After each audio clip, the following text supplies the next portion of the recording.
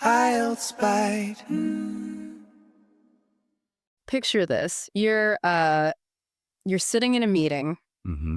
The atmosphere is, pretty relaxed. You're just taking some notes, maybe looking out the window a bit. Right, just minding your own business. Exactly, minding your own business. And then suddenly your manager turns directly to you and says, they say, so what are your thoughts on the new strategy? Oh, no. Right? In that exact moment, the room goes completely, perfectly silent. Every single face turns to look at you. Yes.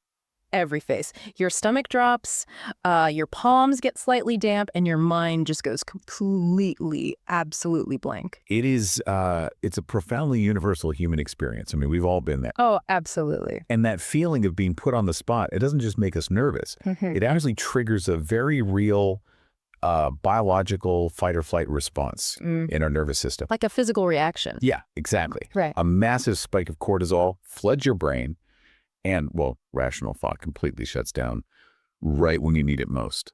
And that spike of panic, that is exactly what we're mastering today. Because our mission for this conversation is to explore the psychology and really the practical frameworks behind impromptu speaking. Right. We're going to figure out exactly how to think fast, how to structure our thoughts clearly, and, how to speak confidently in totally spontaneous situations. And, as a natural byproduct of mastering these frameworks, we are going to see a really dramatic improvement in everyday English communication skills. Which is huge because it's arguably the most vital communication skill you can develop. Without a doubt. I mean, we spend hours, sometimes weeks, preparing for a big formal presentation. Right, with slides and perfectly typed notes. Exactly. But if we're honest about our daily lives, spontaneous communication is just far more common. Yeah, real life happens in those unscripted moments. It does. Whether it's answering a surprise question from a client or chatting with a stranger at a networking event. Or responding to a professor's unexpected question in a seminar. Right. We are called upon to speak off the cuff every single day.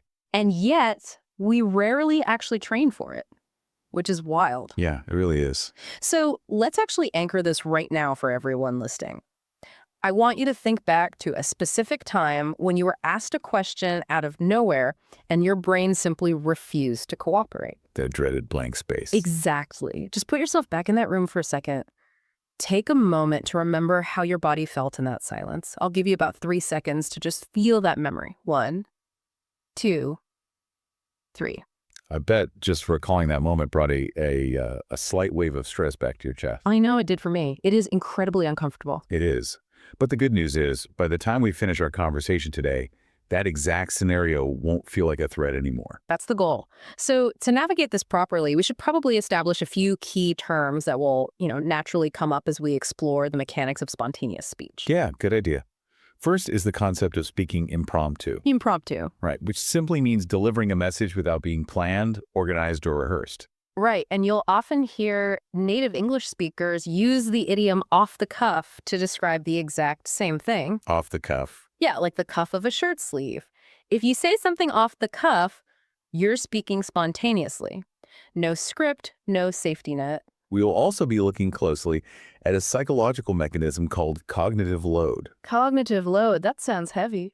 It is, literally. Yeah. In simple terms, cognitive load is the total amount of mental effort you're using in your brain's working memory at any given time. Okay, so it's like the RAM in a computer. Exactly like that. Yeah. And when you are put on the spot, your cognitive load skyrockets, which leads to our final key term for now, which is rambling. Ah, rambling. Yeah. Rambling is what happens when our brain is overloaded. We just talk aimlessly. We wander from one disconnected subject to another. Right, because we have no underlying structure. We're just throwing words out to fill the silence. So the overarching goal here is to lower that cognitive load, right? Yep. So we can stop rambling and start speaking with actual purpose. That's the core of it, yes. Let's look at the underlying psychology then. Why does our working memory shut down in the first place? Like, why do our minds go blank? Well, what's genuinely fascinating about this phenomenon is that the primary obstacle isn't actually a lack of knowledge. Really? Yeah. Usually you actually know the answer to the question. That's true, yep. The obstacle is your own internal editor. Ah, okay. When someone asks us a surprise question, our ego immediately kicks in. We strive for greatness. We want to deliver the absolute perfect, most insightful, most intelligent answer possible. Right. We suddenly expect ourselves to sound like we've been, preparing a thesis for 6 months. Exactly. Even though we only heard the question 3 seconds ago. It's so unfair to ourselves. It is. Yeah. Because we set that impossible standard, our brain begins this process of rapid pre-evaluation. Pre-evaluation. So we're judging the words before we say them. Precisely. Before we even open our mouths, we're intensely judging our own unformed thoughts. Your internal voice says, no, that's not smart enough. Or, no, it's too obvious. They already know that. Right. And this rapid-fire self-criticism, it uses up all your working memory. All the RAM is gone. Yes. It maximizes your cognitive load until the system just crashes, leaving you completely frozen. That makes perfect sense. It makes me think of catching a fast-moving object, like a baseball. Oh, I like that analogy. Right, because if I suddenly throw a baseball right at your face and you freeze to calculate the wind speed and, the physics of the ball's trajectory and the exact ergonomic angle you need to position your fingers. The ball is going to hit you right in the nose. Exactly. You just don't have the time or the mental bandwidth to be a physicist in that moment. You just have to throw your hands up and catch the ball. Yeah. The goal of impromptu speaking isn't to deliver a masterpiece. The goal is simply to accomplish the task. You just need to catch the ball. That is a highly accurate analogy. Because to catch the ball, we have to fundamentally shift our psychological framing. Okay, how do we do that? Well, as long as you view a surprise question as a threat, like a test that you might fail, your brain will remain in that panicked fight or flight state. Because it feels dangerous. Right. We have to reframe the unexpected question as an opportunity. An opportunity. Yes, it's simply a chance to connect with another person, to clarify a misunderstanding, or just to share a perspective. The world of theatrical improvisation uses a very specific mindset to achieve this. Oh, the yes and philosophy. Yes, yes and philosophy. If an actor on stage looks at you and says, wow, look at that giant flying dog, you don't say, that's not a dog, it's just a bird. Right, because that kills the scene. Exactly, that's called a block.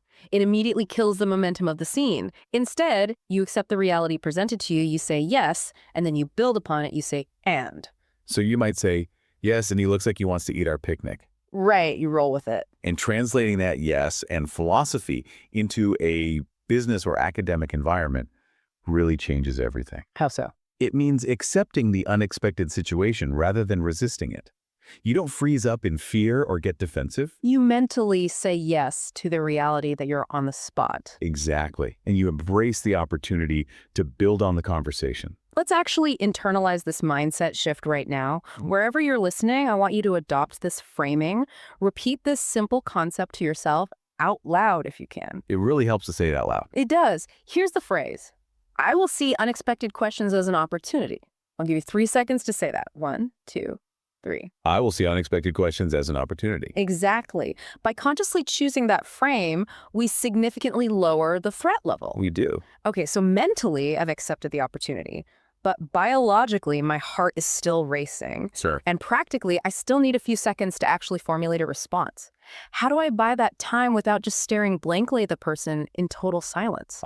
This brings us to a crucial point about how human beings perceive time under stress. Time dilation. Yes, we have to master the power of the pause. When you are the one standing in the spotlight trying to think of an answer, a 3-second pause feels agonizing. Oh, I feel like an entire minute has passed. It really does. But to the audience, that same pause is perceived completely differently. They don't see the panic. No, they don't see panic. They see thoughtfulness.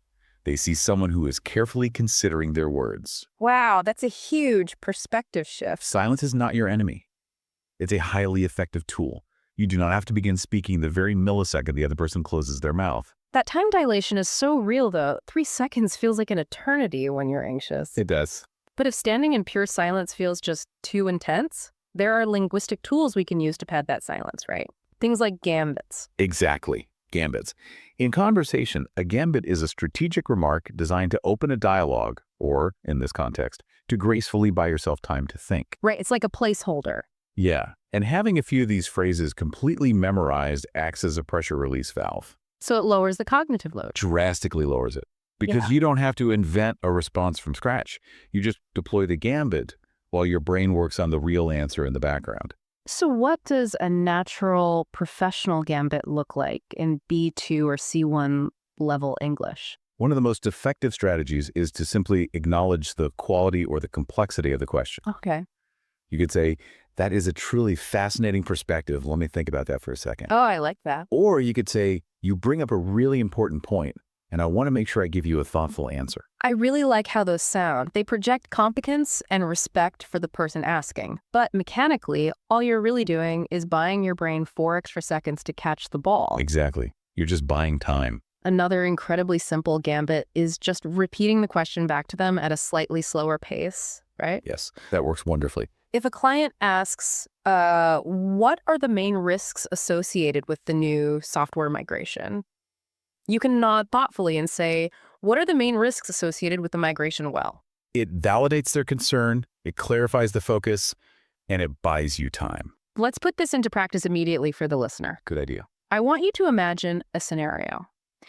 Your boss stops by your desk out of nowhere and asks why a critical project has been delayed. High stress situation. Very high stress. I want you to respond out loud right now using one of these hesitation phrases, a gambit, to gracefully buy yourself time. Go ahead. I'll give you 4 seconds. 1, 2, 3, 4. Very well done. I hope you spoke out loud. Yeah, it builds the muscle.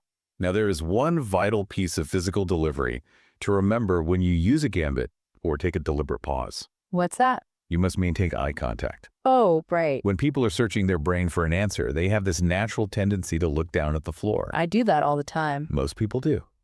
But looking down projects insecurity and submission. If you maintain steady eye contact while you pause, you project authority and calm confidence. Wow. So the eye contact transforms the pause from a freeze into a thoughtful moment. Exactly. So let's track our progress here. We caught the ball by embracing the opportunity. We maintained eye contact and used a professional gambit to buy ourselves a few seconds of breathing room. Right. Now, the runway has run out. The time is up. We actually have to speak. And this is the exact moment where the rambling usually begins. Without a script, how do we organize our thoughts on the fly? The overarching secret weapon here is structural framework. Structural framework. Yes. I want to share a piece of cognitive psychology that changes everything. I'm ready. Structured information is processed by an audience roughly 40% more effectively than unstructured, rambling information. 40%, that is a massive difference in comprehension. It's huge. Why does our brain crave structure that much? It comes down to how human memory works. We rely on a process called cognitive chunking. Cognitive chunking, okay. When you use a recognizable structure, you're giving the listener's brain a map. They instantly know where to file the information you're giving them. And equally important, structure drastically reduces the speaker's cognitive load. Because you aren't making it up as you go. Exactly.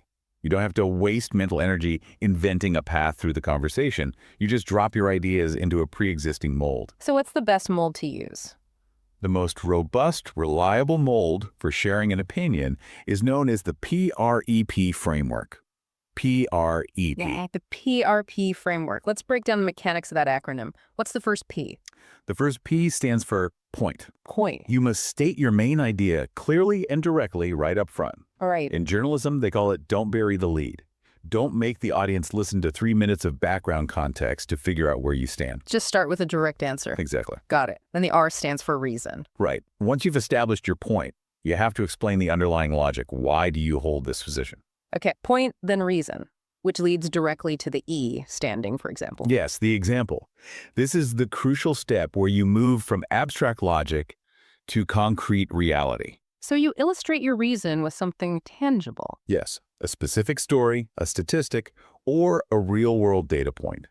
The example is what anchors the idea in the listener's memory. And then we finish with the final pay, which is point again. Point again. You restate your initial point, perhaps using slightly different vocabulary, just to create a sense of closure. It neatly wraps up the answer so you don't just, trail off into an awkward silence. Exactly. Let's demonstrate the power of this framework in real time. Okay. I'm going to have you ask me an impromptu question, and I'll structure my answer strictly using the PRP method. I'm ready. Throwing the ball now. What are your thoughts on the growing movement to change the standard work week from 5 days down to 4 days? Okay, good question. So, point. I strongly believe that shifting to a 4-day work week would actually increase overall employee focus and output. Okay. Reason. The core reason for this is that a shorter, condensed work week forces teams to aggressively prioritize essential tasks and eliminates wasted meeting time, all while giving employees more time to recover from burnout. Example. For instance, multiple global studies, including recent large-scale trials in the UK, demonstrated that companies testing a 4-day model largely maintain or even increase their revenue while reporting massive drops in staff stress and sick days. Right. Point. Therefore, transitioning to a 4-day model is not just a benefit for employee well-being, but a highly pragmatic strategy for business efficiency. That is exceptionally strong. Wow, it felt really easy to do. And what makes that sound so authoritative is the absolute lack of hesitation between ideas. Right. Because of the framework, it sounds like you spent 2 hours drafting that response. But realistically, you just followed the structural map. Point, reason, example, point. I always visualize the PRBP framework like a sandwich. A sandwich. Yeah, the bread on the outside is what gives the sandwich its shape and holds the whole thing together. Oh, those are your 2 points at the beginning? Exactly. The meat or the protein in the middle is your solid logic. That's the reason. Okay, I follow. But a sandwich with just meat and bread is a bit dry. The flavor, the sauce that makes it actually delicious and memorable is the example. That's a highly functional metaphor. I like that. Yeah. The sandwich structure prevents your ingredients, your thoughts, from spilling out everywhere. Right. It entirely eliminates the possibility of rambling. Let's make sure our listeners have the recipe for this sandwich locked in. The quick recall challenge for you listening right now. What does the E in the PPP framework stand for? I'll give you 3 seconds. 1, 2, 3. It stands for example. Example. It is the specific story or piece of data that proves your reason. If you remember that, you are tracking perfectly. Now, I can see PPP working flawlessly if someone asks for an opinion or a persuasive argument. But this is where I run into a wall. Yesterday, my manager asked me for a sudden status update on a vendor contract. I couldn't use PRP for that. It felt totally unnatural to say, my point is the contract is late. My reason is it just doesn't work. It doesn't. What do we do when the question isn't asking for an opinion? That is a brilliant distinction. PRP is a tool, not a religion.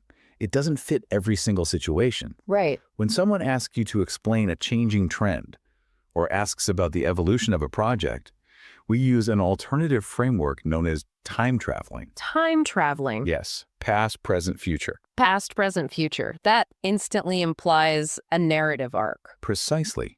You structure your answer purely chronologically. This completely removes the cognitive load of deciding what to say next. Because history already decided the order. Exactly. It's almost perfect. And finally, you project into the future. Looking to the future, I believe we are going to see deep AI integration, where artificial intelligence will actually draft our routine messages and instantly summarize our meetings for us. Do you hear how natural that flow is? Yeah, it feels very smooth. Past, present, future. By moving chronologically, you show the listener that you understand the history of the issue, the current reality, and you possess the strategic vision to anticipate what comes next. That is incredibly elegant. It really works. But let's go back to my other scenario, a pure status update. Okay. Or what if I need to give someone impromptu feedback? Past, present, future might be too historical, and PRP is too opinionated. Right. For status updates, summarizing complex situations, or delivering constructive feedback, the most efficient framework is what, so what, now what. What, so what, now what? Okay, let's unpack the mechanics of that one. The what is purely objective. You state the undeniable facts of the situation, completely removing emotion or blame. Just the facts. So, the primary server went offline for 2 hours last night. Just the objective reality. That's the what. Correct. Then comes the critical step, the so what. So what? Yes. This is where you translate the facts into meaning. Why do those facts matter to the specific person listening? You explain the context and the consequences. Okay. So what this means is that our European user base could not access their accounts during their morning login, which triggered a 300% spike in customer service complaints today. You've perfectly connected the event to its actual impact. And finally, then now what? Now what? This is the action-oriented conclusion. You never want to leave a listener dwelling on a problem. You pivot to the solution. What are the immediate next steps? Now what we are doing is implementing a redundant backup protocol this afternoon to guarantee this specific failure cannot happen again. Flawless. What? So what now what? It's so clean. It effortlessly moves the listener from raw data to comprehensive understanding to confident action. I do have to challenge this whole concept just a bit, though. Please do. If I'm constantly using PRP or past, present, future, or what, so what, now what, won't I start sounding entirely robotic? That is a very common concern. Because isn't it contradictory to try and force natural, spontaneous speech into a rigid mathematical formula? It sounds like it would be, but the psychological reality is actually the exact opposite. Structure doesn't limit spontaneity, it enables it.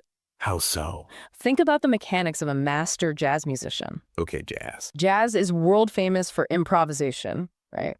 It's the musical definition of playing off the cuff. Right, they just make it up on stage. But they don't. Jazz musicians don't just pick up a saxophone and blow random, chaotic notes. Oh, true. They have spent years internalizing musical scales, keys, and chord progressions. Those underlying structures are baked into their muscle memory. Right. And because they implicitly trust the structural key, their mind is completely free to invent beautiful, spontaneous melodies. Ah, I see. So the communication framework is just my musical key. Yeah. It keeps my thoughts within a harmonious boundary so I don't sound like pure noise, which, in professional speaking, translates to rambling. Precisely. The framework provides the boundaries so your creativity can safely and confidently flow. Speaking of creativity, there is one category of impromptu speaking that demands a lot of it, and it's everyone's least favorite interview prompt. So let me guess. The situational question. The situational question. Tell me about a time when you failed. Or tell me about a time you had to resolve a conflict. Yes. How do we handle those? When human beings hear a situational prompt, our brains instinctively crave one specific thing: a story. We love stories. We are biologically hardwired to understand the world through narrative. The danger, however, of telling a story completely off the cuff is that we lack an editor. We start including wildly irrelevant details, we go on tangents, or worse, we forget the original point of the story halfway through. I have absolutely done that. You get to the end and think, why was I telling this? Exactly. Yeah. So to prevent this, we rely on the foundational structure of journalism, the 5 Ws. The 5 Ws: who, what, where, when, and why. Exactly. When you are forced to tell a spontaneous story, your only job in the first 2 sentences is to mentally check off those 5 question words. Just get them out of the way. It provides the audience with absolute context instantly, locking them into the narrative before you have a chance to ramble. Let's test it. Okay. If the prompt is, tell me about a time you had to work under intense pressure. Using the 5 Ws, I might start with, last November, that's when I was working at our London branch, where as the lead graphic designer, our most valuable client, suddenly threatened to cancel their entire contract. What? Because they were deeply unhappy with the initial aesthetic prototypes we delivered? Why? And we can pause right there. Notice how much heavy lifting those 2 sentences just did. Yeah, that set the scene immediately. You answered who, what, where, when, and why. The listener isn't confused about the context.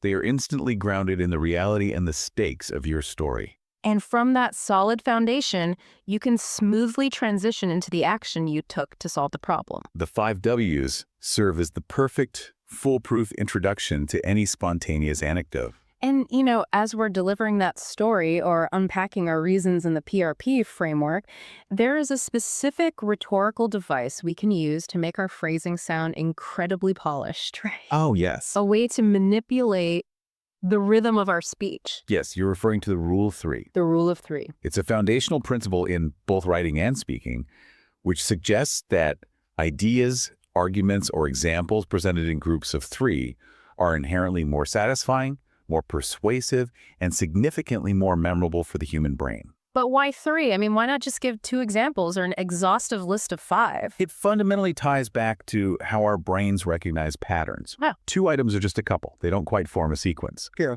4 or 5 items feel like a tedious list that overwhelms our working memory. 3 is the absolute smallest number required to create a recognizable pattern. Our brains find immense satisfaction in that rhythmic completion. Think about the most enduring phrases in history and culture. Like life, liege, and the pursuit of happiness. Exactly. Or blood, sweat, and tears. Even safety instructions like stop, drop, and roll. Yes. The rhythm is undeniable. So applying that practically, if I am giving my reason in the PRP framework, I shouldn't just list one benefit and I shouldn't list 6. I should group my logic into 3 distinct points. Yes. For instance, we need to adopt this new software immediately because it is significantly faster, it is highly cost-effective, and it is exponentially more secure. It just lands with a very satisfying cadence. It really does. It creates a sense of absolute completeness. When you are thinking on your feet, if you can train your brain to group your examples or your adjectives into 3s, you will instantly elevate your speech from sounding conversational to sounding genuinely masterful. Okay, we have built a massive toolbox today. We have. We've shifted our mindset from threat to opportunity. We learned to use gambits and eye contact to buy time. We have PRP for opinions, past, present, future for trends, what, so what now, what for status updates. We have the 5 W's for storytelling and the rule of 3 for rhythm. But knowing the right mechanics is only half the battle. That's true. We also have to know what behaviors will sabotage us. What are the common pitfalls we absolutely must avoid?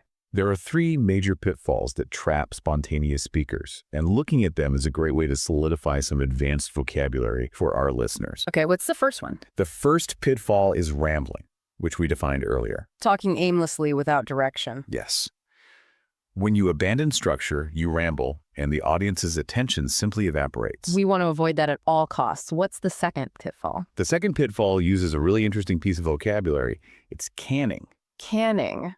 What does it mean to give a canned answer? Think about the literal definition of canned food.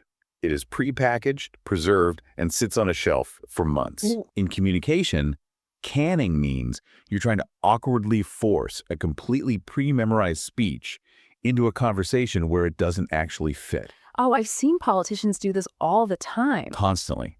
Let's say you memorized a beautiful story about your teamwork skills. But the interviewer asks you a question specifically about a time you had to solve a problem independently. Oh. If you panic and try to force your teamwork story anyway, you are canning. You're opening the can instead of cooking a fresh meal. Exactly. And audiences possess a very highly tuned radar for this. They can spot a canned answer immediately, and it makes you look inauthentic and disconnected from the actual conversation. That makes sense. We want to utilize structures, but we cannot be canned. We still have to dynamically respond to the reality of the question being asked. Exactly. And what's the third pitfall? The third and perhaps most damaging pitfall is apologizing. Apologizing. You should never, under any circumstances, begin a spontaneous answer by saying, "Oh, I didn't prepare for this," or "I'm not the best person to ask," or "Sorry, I don't know much about this topic." That's interesting because in the moment, apologizing just feels like we're managing expectations. It feels like we're just being humble. Why is it so destructive? Because of a psychological concept called anchoring bias. Anchoring bias. When you apologize, you are explicitly instructing the audience to lower their expectations. You are planting a subconscious anchor that says, "What I am about to tell you is low quality and probably not valuable." Wow. It completely destroys your credibility before you have even made your point. So even if you do a great job, they're already primed to think it was bad. Yes. If you need a moment, just use the gambit to buy time, structure your thought, and deliver it with unwavering confidence. Never apologize for the reality of being spontaneous. That is a great rule to live by.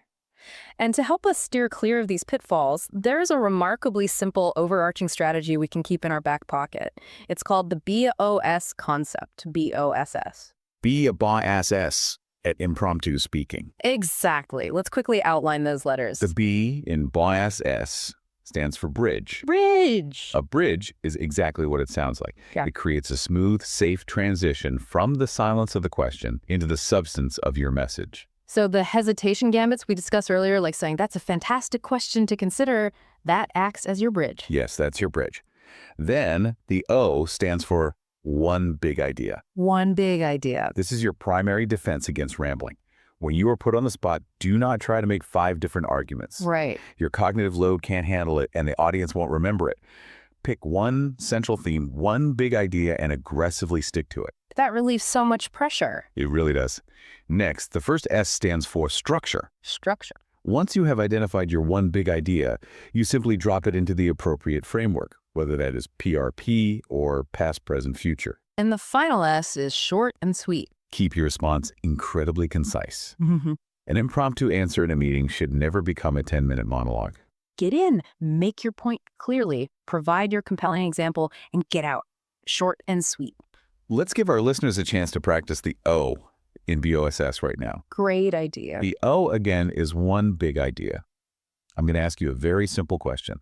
Your challenge is to answer out loud with just one clear, simple sentence in English that represents your one big idea. Don't list everything, just pick one. Here is the prompt. What is your favorite hobby and why? State your one big idea aloud right now. We'll give you about 5 seconds. 1, 2, 3, 4, 5. Beautiful. Just forcing your brain to select one definitive idea instead of frantically trying to list every hobby you've ever tried is the foundational step to clear, spontaneous communication. It is all about building that cognitive muscle. Yes. And that brings us to the most vital realization of this entire discussion. Which is? The human brain operates much like a physical muscle. Spontaneous speaking requires active, deliberate training. You can't just listen to this and be perfect tomorrow. No, you cannot simply listen to the theory today and expect to be a flawless impromptu speaker tomorrow. You have to intentionally put in the reps. But how exactly do we practice speaking off the cuff when we are alone?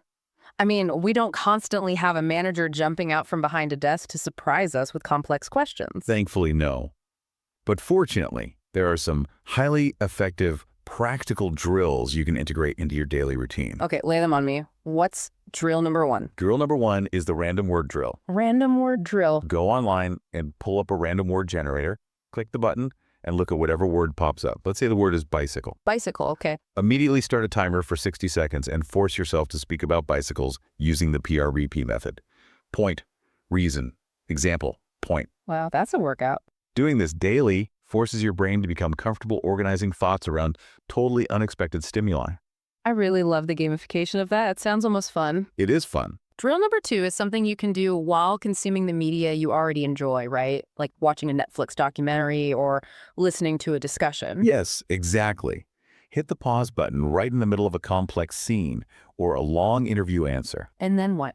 Challenge yourself to immediately summarize what the person just said using the what, so what, now what framework. Oh, that's smart. It rapidly trains your brain to synthesize raw information into meaningful action on the fly. It really does.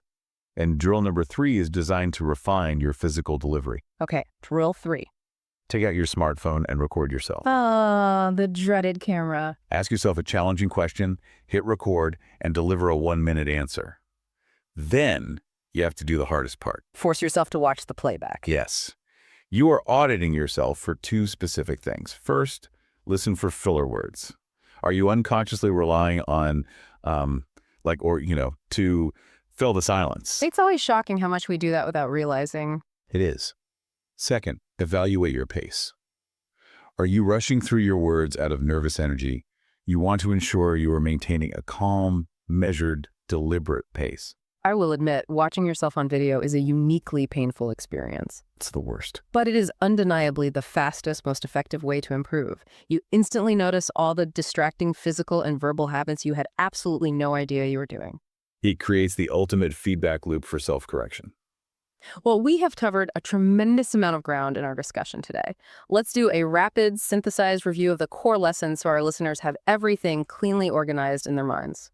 Good idea. First, the psychology. We have to get out of our own way. Stop striving for absolute perfection and paralyzing yourself with pre-evaluation. Reframe unexpected questions from a threat to an opportunity by adopting the yes and mindset. Second, regarding time. Leverage gambits and the immense power of the pause to strategically buy yourself mental breathing room.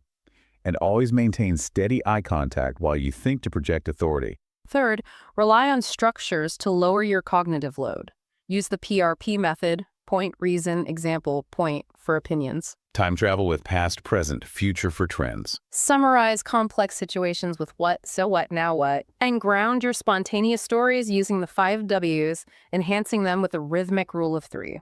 Finally, remember the BOSS strategy. Bridge into your answer, focus aggressively on one big idea, rely on structure, and keep your delivery short and sweet. And whatever you do, avoid rambling, do not use canned answers, and never, ever apologize for being unprepared. Perfect summary. Our immediate call to action for you listening is this.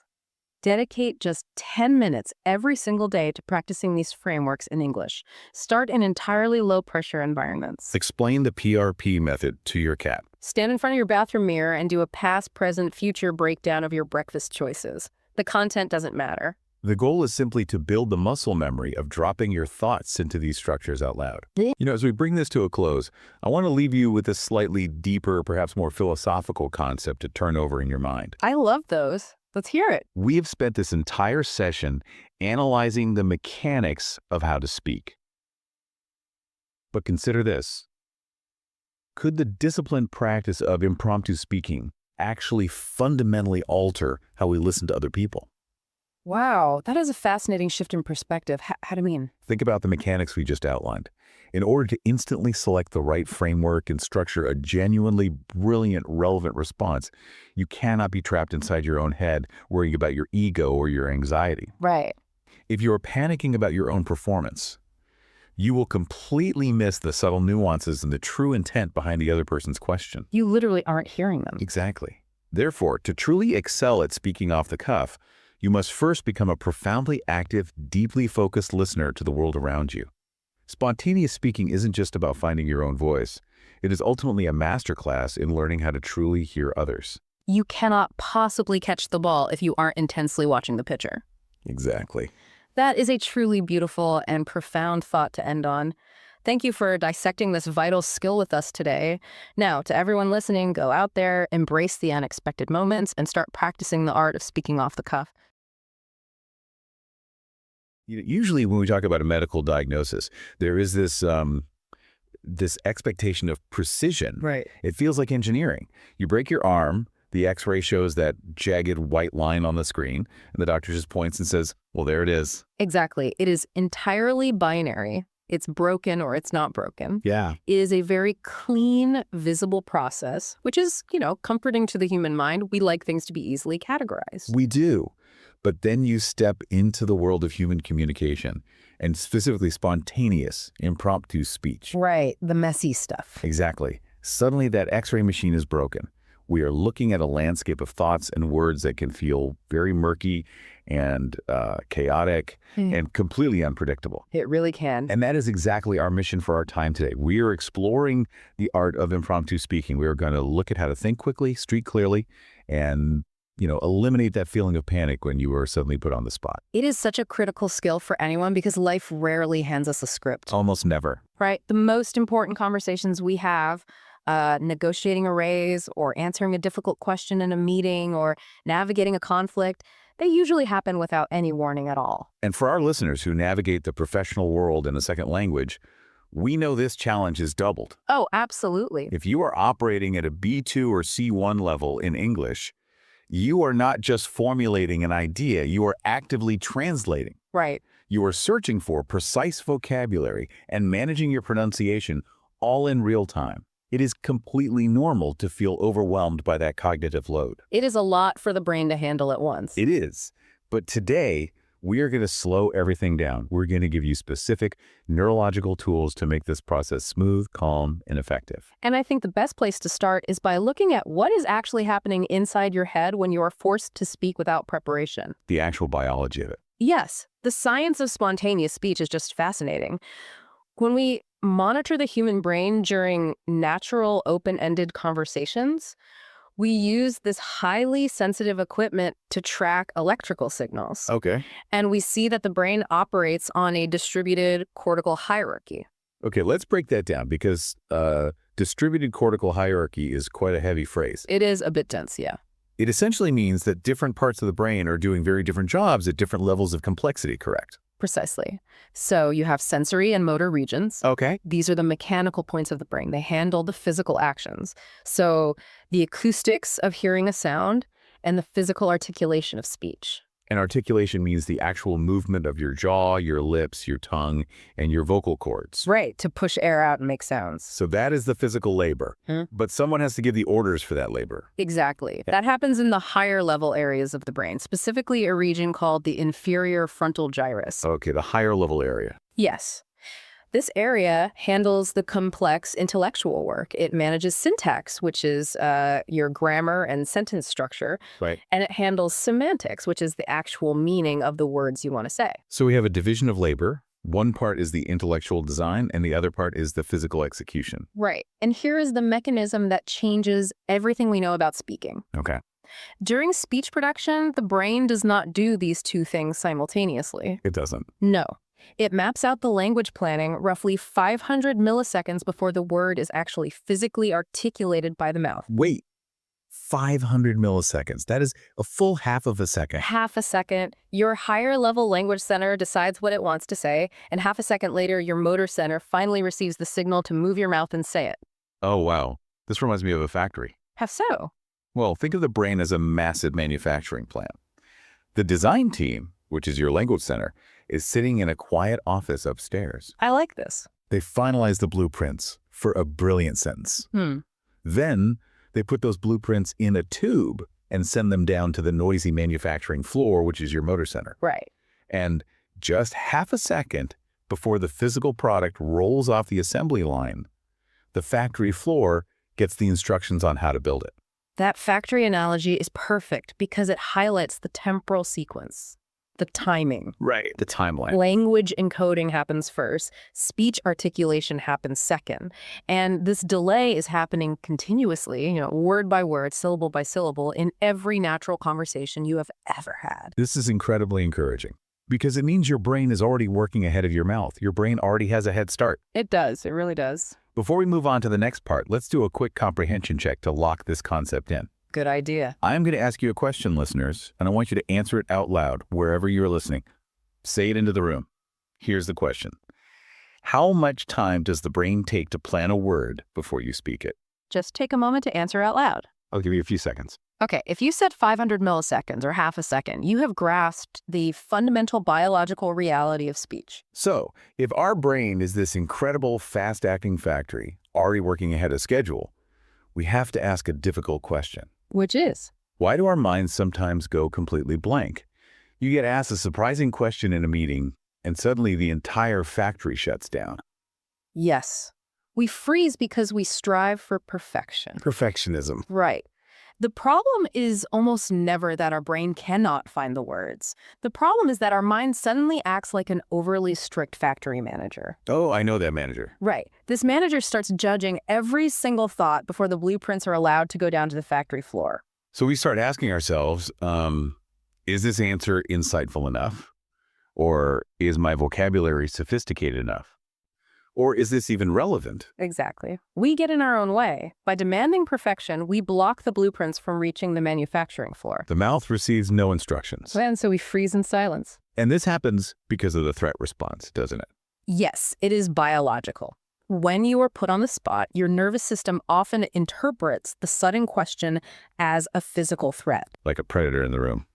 It activates your fight or flight response. Yeah. You view the question as an obstacle or an attack that you have to perfectly defend against. So the goal is to lower the temperature.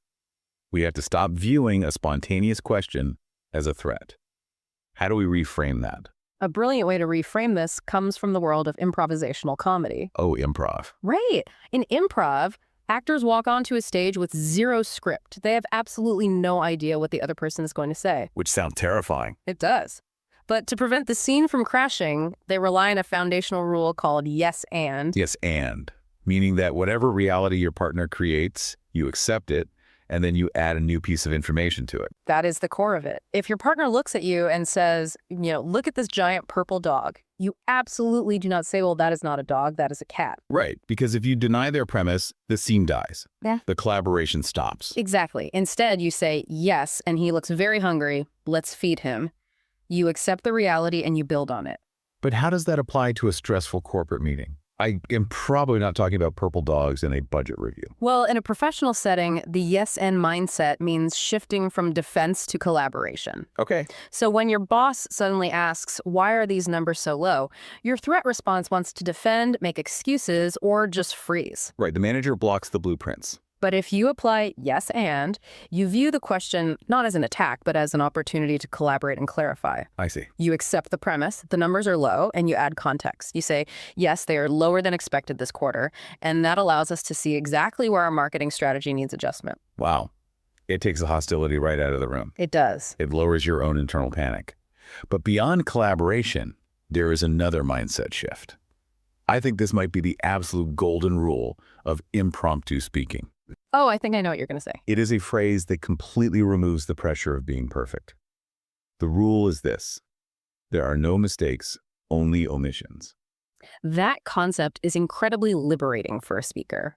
We should explore exactly why that is true in a live environment. Let's do that. Think about the audience's perspective. If you are answering a question or giving a short, spontaneous presentation and you suddenly forget one of your brilliant points, Right, you just drop a thought. the audience does not know. They do not have a copy of your internal script. They cannot read your mind. Thank goodness. Right. If you miss a specific detail, but you still manage to make your main point clearly, the speech is a completely successful interaction to the people listening. It changes your entire focus.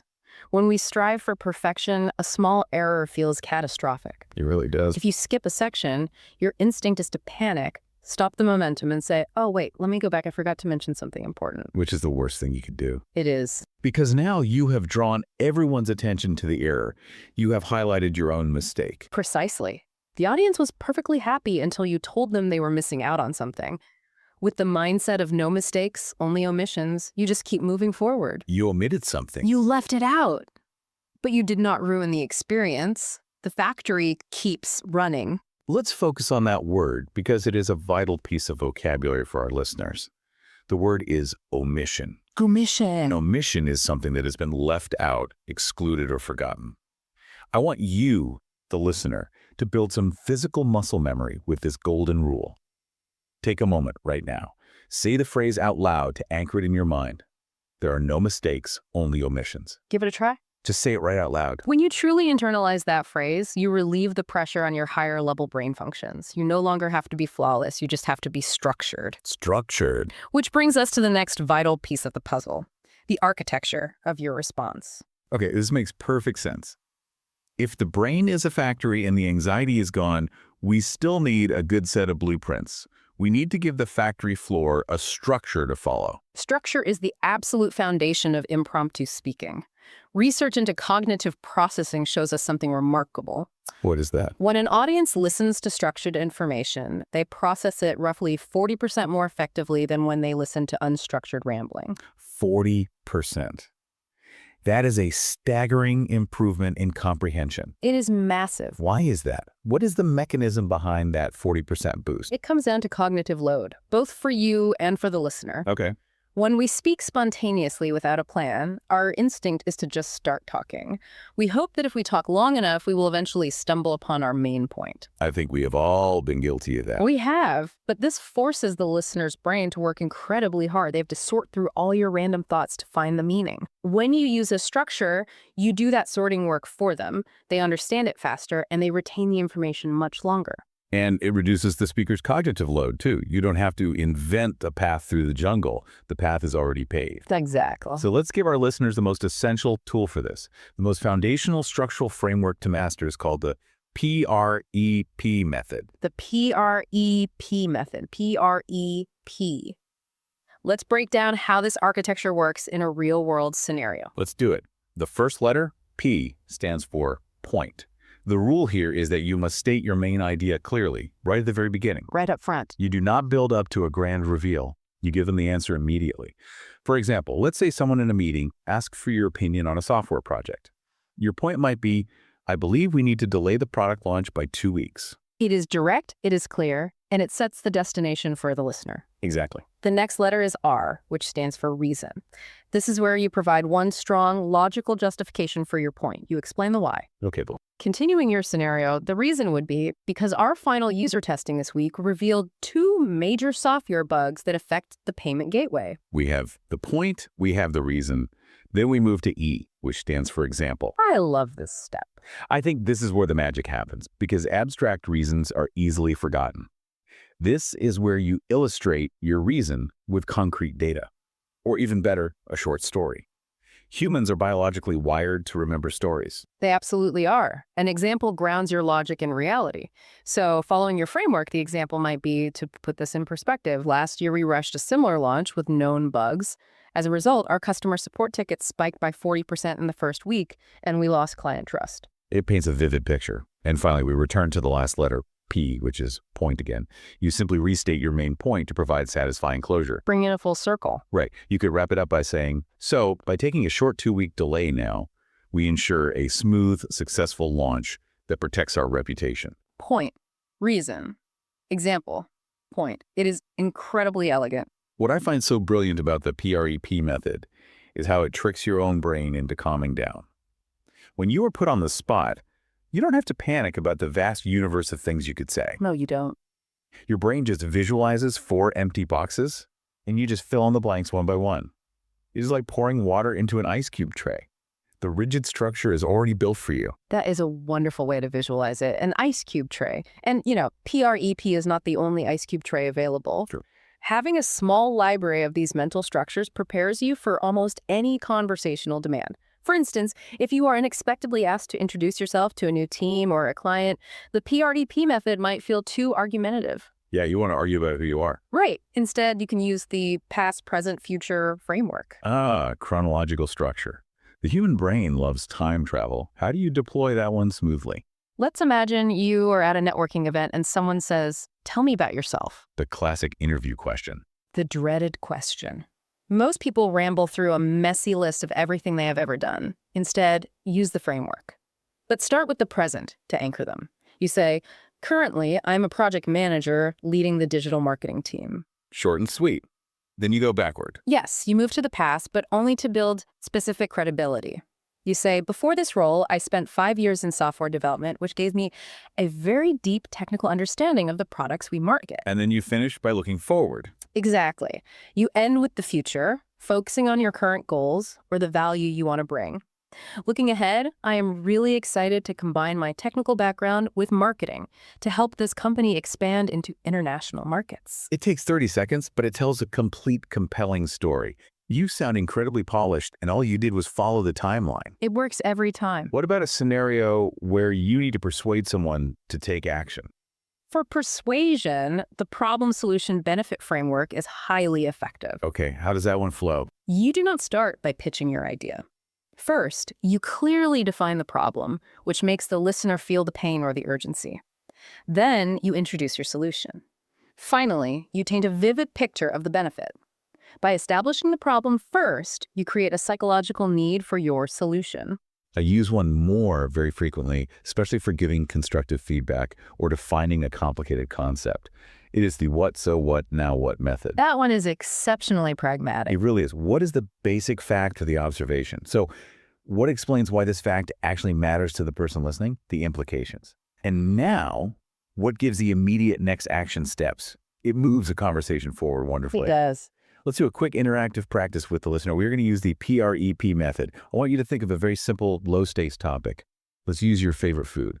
I want you to mentally build a PREP response right now. This is a great exercise. So P, state your favorite food clearly.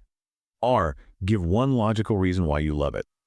E, give a quick example or a memory of a time you enjoyed it. And P, restate that it is your favorite. I'm going to pause for a few seconds to let you build this architecture in your head. Give it a try.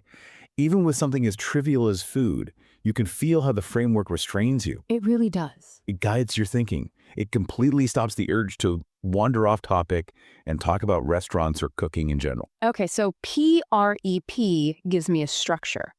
Problem, solution, benefit gives me a structure. But here is where we hit a massive contradiction in public speaking. What is that? In the real world, when people try to deliver these structured speeches, they get terrified of forgetting the structure. So what do? They write it down. They write it down. They rely heavily on notes. But leaning on notes completely destroys your connection with the audience. It dramatically alters the audience's perception of the speaker, doesn't it? It really does. When you speak without notes, you build immense credibility. It signals to everyone in the room that you are deeply knowledgeable. It shows that you have internalized the information rather than just reciting it. And it changes the physical dynamic of the room. Yes, because of eye contact. When you are looking down at a piece of paper or a screen, you break the connection. When you look directly into the eyes of your audience, it shows confidence and it shows that you actually care about their reaction to your words. It creates a bond of trust. I completely agree with the theory. Yeah. But practically, my threat response is going to flare up because I'm terrified of forgetting my points. Yeah. How do we hold all this structured information in our heads without a safety net of notes? To solve this, we have to explore what you might call memory magic. And to understand the mechanism behind it, we actually need to travel back in time roughly 2,500 years to ancient Greece. We are talking about the Greek orator Simonides. Yes, Simonides. The story of how he discovered this technique is actually quite dark, but fascinating. It is a profound story. Simonides was attending a large banquet, giving a poetry reading. Shortly after he performed, he stepped outside the building for a moment. While he was outside, a tragic structural failure occurred. The roof of the banquet hall collapsed, crushing everyone inside. A horrific tragedy. The devastation was so severe that the bodies of the guests were completely unrecognizable. But Simonides was able to do something impossible for the grieving families. Yes, the authorities could not identify the victims. But Simonides realized that when he closed his eyes, he could perfectly visualize the physical space of the banquet hall. He could mentally walk past every single table and recall exactly which face was sitting in which chair. Using only his spatial memory, he identified every single victim. From this tragedy, he developed a technique called the method of loci, which we commonly call the memory palace today. The memory palace, right. And the mechanism here is based on evolutionary biology. Human beings did not evolve to remember abstract lists of words written on paper. That is a very recent invention. Exactly. For hundreds of thousands of years, our survival depended entirely on spatial memory. We had to remember the physical locations of things in our environment. Where's the fresh water? Where's the cave? Right, which specific bush has the poisonous berries, and which rock does the predator hide behind?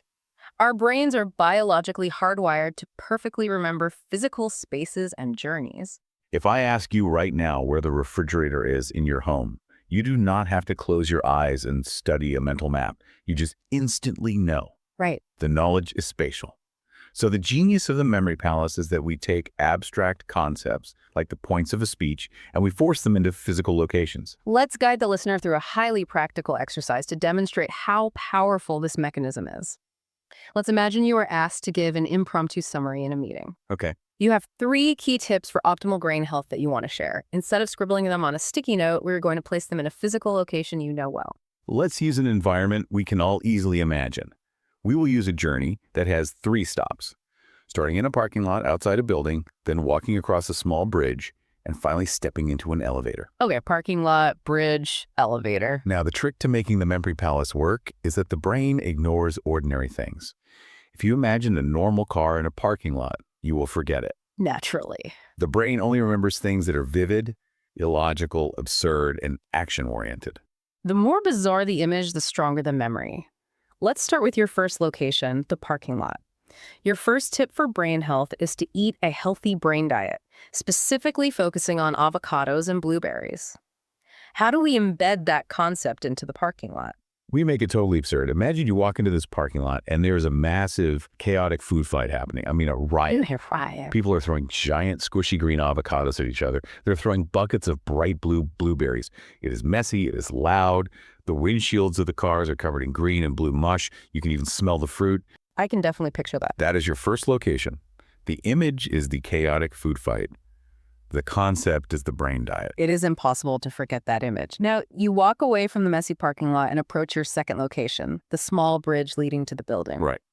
Your second tip for brain health is a psychological one. You need to eliminate automatic negative thoughts. In psychology, they use the acronym ANT, or ANTS. So as you walk up to this bridge, you look down, and the bridge is completely covered in giant dog-sized ants. Dog-sized ants. It's like a science fiction movie. To get across the bridge, you have to physically stomp on these giant insects. You are kicking them, stepping on them, trying to clear a path. Location, the bridge. Image, stepping on giant ants. Concept, killing automatic negative thoughts. Very vivid. Finally, you successfully cross the bridge, enter the building, and arrive at the third location, the elevator. Your third and final tip for brain health is physical exercise. You press the button, the metal elevator doors slide open. But instead of people standing there in business suits, there was someone intensely pedaling on a stationary exercise bike right in the middle of the elevator. Just right in the middle. They are sweating profusely, breathing heavily, wearing neon workout gear, pedaling as fast as they can while the elevator music plays. Location, the elevator, image, the exercise bike, concept, physical exercise for the brain. Now, let's review the temporal sequence of your journey. If you mentally walk back to the parking lot, what do you see? You see the avocado and blueberry food fight. You instantly know your first point is the brain diet. Yep. You walk to the bridge. What is blocking your path? The giant ants. Your second point is eliminating negative thoughts. You open the elevator. What is inside? The sweating cyclist. Your third point is physical exercise. You have just memorized 3 distinct concepts in perfect order without a single note. Okay, I have to push back here because this is the fear every speaker has. Let's hear it. I completely understand how the spatial memory works. I can close my eyes and see the giant ant. I remember the concept. But what if I am standing in front of 50 people and my vocabulary completely fails me? I know I want to talk about negative psychology, but I can't remember the exact sophisticated sentence I practiced in the shower this morning. This fear is exactly why we discussed the golden rule earlier. There are no mistakes, only omissions. You must let go of the exact words. Why is relying on exact words so dangerous? Because rote memorization is brittle. If you try to memorize a speech word for word and you forget a single conjunction or a single adjective, your brain derails. The factory assembly line literally halts because a piece is missing. Exactly. But if you memorize the concepts using spatial imagery, you are giving your brain flexibility. You trust your natural language center to fill in the vocabulary on the spot. You might not use the exact elegant sentence you practiced, but you will clearly communicate the idea of eliminating negative thoughts. It goes back to the 500 millisecond delay. The spatial memory hands the concept to the language center. Right. The language center builds a good enough sentence and sends it to the motor center. The structure guides you, and you just trust the machinery to do its job. Yes. And if a full memory palace feels too complex for a quick impromptu meeting, there is a physical variation you can use to anchor your thoughts. It is called the one-point finger method. How does that work? It uses tactile memory. If you quickly think of 3 points you want to make, assign one core idea to each of your fingers. Okay. When you begin speaking, subtly press your index finger against your thumb. This physical pressure triggers your brain for point 1. When you transition, press your middle finger to your thumb. The physical touch acts as an anchor, a tiny physical memory palace, keeping you on track. That is brilliant for a seated meeting. It is very discreet. But we need to shift gears here. Connecting all these pieces, the 500 millisecond planning window, the PREP structure, the memory palace, these give you an incredible foundation when the room is friendly, when people are simply listening to you or asking polite questions. Right, the low-stakes environment. But we need to explore what happens when the situation turns hostile. Navigating conflict on the spot is the ultimate test of impromptu speaking. Exactly. It is one thing to answer a polite question about your favorite food or your job history. It is a completely different neurological challenge when someone heavily criticizes your project or you find yourself thrust into a sudden, aggressive debate. The stakes change entirely. The threat level goes through the roof, and that brain factory is in extreme danger of shutting down. When we are challenged publicly, our biological instinct is intensely defensive. Our ego gets involved. We want to strike back and attack the other person's argument immediately. And the most common, lazy way people do this is by using what is called a straw man argument. A straw man. Let's define this clearly for our listeners. A straw man is when you take your opponent's actual argument and you intentionally misrepresent it. Right. You twist it, exaggerate it, and simplify it to make it sound incredibly weak and ridiculous, like a fake man made out of straw. And then you easily knock down this fake argument. It feels very satisfying in the moment, but it is actually a terrible strategy for communication, isn't it? It is entirely counterproductive because the moment you misrepresent someone's view, the other person instantly knows you are either not listening to them or you are acting in bad faith. It makes them highly defensive. Right. The conversation immediately devolves into a fight over who said what, rather than solving the problem. The advanced tactical move to use instead is the exact psychological opposite. It is called the steelman technique. Okay, this is where the psychology gets really fascinating. How do you construct a steelman? Instead of making their argument look weak and ridiculous, You intentionally present the strongest, most charitable, most persuasive version of your opponent's argument possible. The strongest version. Yes. You listen carefully, and then you summarize their point, perhaps even articulating it better than they originally did. You might say, if I understand your position correctly, your strongest concern is, and you lay out their best points fairly and accurately. But wait, I have to challenge this. Why on earth would I want to make my opponent's argument sound stronger? It sounds counterintuitive, I know. If we are in a debate and I make their point sound brilliant, doesn't that mean I am helping them win? What if their argument is fundamentally flawed or just completely factually wrong? Do I still build a steel man out of bad information? That is the perfect question to ask. You are not agreeing that their conclusion is correct. You are demonstrating that you fully comprehend why they hold that view. Oh, I see. It works because it acts as a psychological circuit breaker. When someone expects you to fight them, and instead you accurately and generously state their position, two vital things happen. First, it instantly lowers their emotional defenses. Because they feel heard. Exactly. They feel deeply heard and understood. That removes the personal hostility from the room. They stop fighting you as a person because you just proved you were listening. Yes. And second, it builds massive, undeniable credibility for you with anyone else watching the debate. It proves you are fair, intellectual, and completely unafraid of their ideas. Because think about the logical conclusion. If you can build a formidable steel man of their argument, and then you still systematically refute it, it proves beyond a shadow of a doubt that your counterargument is vastly superior. Right. You didn't beat a flimsy straw man. You defeated their best possible point. It is a display of total confidence. It shifts the entire dynamic from a personal clash of egos into a genuine exploration of ideas. Let's pause and make sure this vocabulary is locked in for our listeners. Yeah. The phrase is steel man, building the strongest possible version of an opposing argument. I want you to take a few seconds right now and summarize what a steel man is out loud in your own words. Give it a try. Just a quick sentence. Utilizing the steel man technique requires a lot of emotional regulation and intellectual charity. It really does take practice. But once you have established that mutual respect, you still need to transition into making your own argument. This is where the tactic of concession and rebuttal becomes highly effective. Let's look at that word, concession. Concession means yielding or acknowledging that something is true. So in a debate, you are voluntarily giving up a little bit of ground. Just a carefully selected piece of ground. You strategically acknowledge a minor valid point that your opponent made. You validate a truth. Can you give us an example? Sure.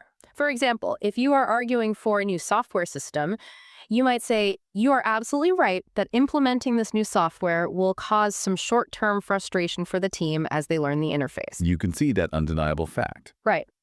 But then you use a strong structural transition word to pivot the momentum back to your side. Words like however or nevertheless. Yes, you are right about the short-term frustration. However, this temporary hurdle is a necessary investment to prevent the massive catastrophic data losses we are currently risking with the old system. It is brilliant because you concede a small, localized point, pivot smoothly, and bring the focus right back to the macro-level strength of your argument. It keeps you in control of the narrative. It makes you sound incredibly reasonable. You are not a wall just saying no, no, no to everything they say. You are saying, yes, that is true, but... And if you find yourself in a situation where you want to avoid making declarative statements altogether, you can utilize the Socratic method. Named, of course, after the ancient Greek philosopher Socrates. Yes. The core of this method is that instead of directly attacking an opponent's argument, you use a series of disciplined, probing questions to dismantle it. So instead of standing up and telling them they are wrong, which, makes people defensive, you ask targeted questions that guide them to discover the flaws in their own logic. How does that sound in practice? It sounds like a cooperative dialogue, not a debate. You always start with a broad principle that you both absolutely agree on. Let's say a colleague wants to cut testing hours to save money. Okay. You might ask, do we both agree that our primary obligation is the safety of the customer? They have to say yes. Right, they can't say no to that. Then you gently introduce the specifics of their argument into that principle. You say, given that shared priority, how does your proposal to reduce testing hours by 30% align with maximizing that safety? You are strapping them, but you are doing it very gently. Very gently. You are forcing them to reconcile the contradiction between their core principle and their specific plan. And because you are only asking questions, they have to reach the uncomfortable conclusion themselves. They have to articulate their own flaw. It completely removes the mechanism of personal attack. By asking questions, you maintain a calm, professional decorum. You position yourself not as an adversary, but as a thoughtful, logical thinker who is just trying to understand how their idea works. So let's take a step back and look at the massive landscape we have explored today. We have covered incredible ground in our mission to master the art of impromptu speaking. If we synthesize this journey, we started by looking at the biology inside the brain. The factor. Yes. We discovered the 500 millisecond planning window, that natural built-in delay between our language center formulating a blueprint and our motor center executing the articulation. We learned that to keep that factory running smoothly, we have to drop our strict perfectionism. We have to adopt the improv mindset of yes and deeply internalize the golden rule that to the audience, there are no mistakes, only omissions.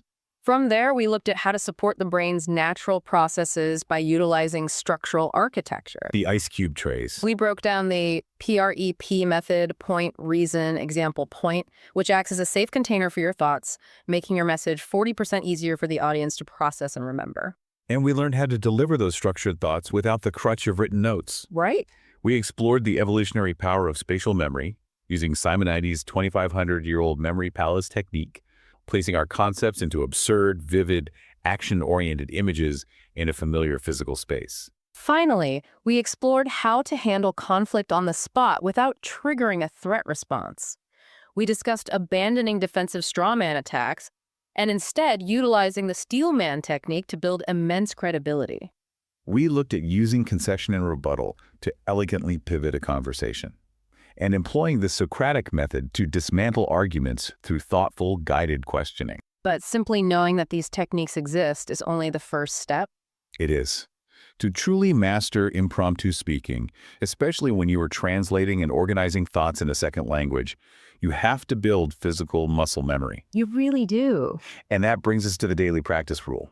True mastery requires physical execution. You cannot just listen to us talk about this or passively read a summary. You have to engage the motor center. You have to speak. Yes, I want to challenge every single listener to practice these techniques out loud for at least 10 minutes every single day. Just 10 minutes. Pick a random object on your desk or a recent news headline and use the PREP method out loud to describe it. Imagine a debate with a stubborn colleague and practice building a steel man of their argument out loud in your living room. The physical act of speaking is the only thing that trains that 500 millisecond connection between your language center and your motor center. And as you begin this daily practice, I want to leave you with a final lingering thought to mull over. What is that? We spent a significant amount of time today discussing that 500 millisecond gap. The biological reality that our brains map out spontaneous speech half a second before we physically speak. Right, the factory delay, the time it takes for the blueprints to reach the floor. If that is the strict neurological reality of how humans communicate, think about the entirely untapped power of intentional silence. Silence. What if, when you are asked a highly difficult, high-stakes question, you simply paused for 1 full second before you started to answer? A deliberate, unapologetic pause. Yes. In our panic, our threat response urges us to fill any silence with filler words, like, just to prove we are thinking. But if you hold your ground and pause in total silence for just 1 second, 2 profound things happen. What are they? First, you project immense confidence. You look thoughtful and in control to your audience. But more importantly, you are actually giving your own neural networks the exact biological time they need to flawlessly align your complex language planning with your physical motor skills. You are giving the factory time to read the blueprints. That is a phenomenal perspective. Silence is an empty space where you're failing to speak. Silence is the active construction zone where the speech is actually being built. Beautifully said. So embrace the pause. Give yourself permission to be silent for a moment and allow your brain to do its brilliant work. To all our listeners navigating these challenges, thank you for joining us on this exploration. We warmly encourage you on your ongoing English and public speaking journey. Keep practicing, keep speaking out loud, and we wish you well until next time.